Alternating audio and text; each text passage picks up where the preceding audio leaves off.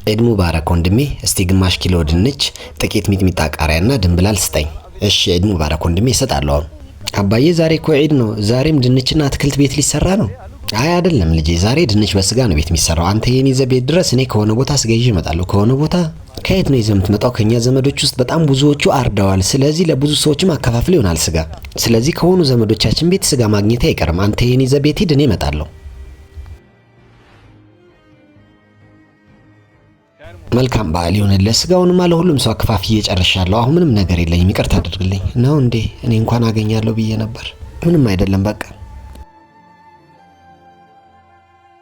መልካም በዓል ነዚር ወንድሜ።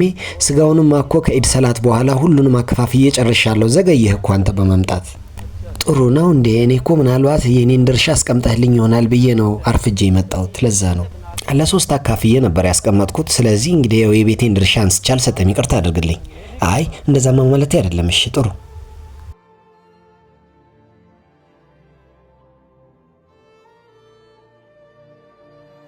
ሁሉም ዘመዶቼ ስጋ ሊሰጡኝ አልቻሉም። ምን ላድርግሽ አሁን?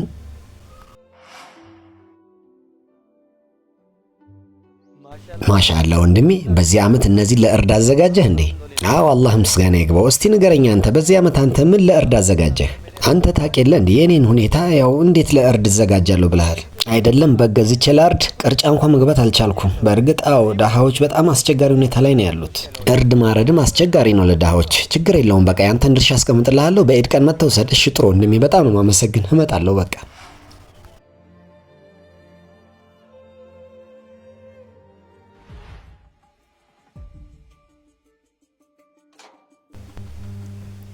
ሰላም አለይኩም ነዚር አጎቴ። ወአለይኩም ሰላም ልጄ። አዝገርባይ ቤት አለ አይደል? እስቲ አንዴ ጥራው። እሺ ጥሩ አለ፣ እጠራዋለሁ።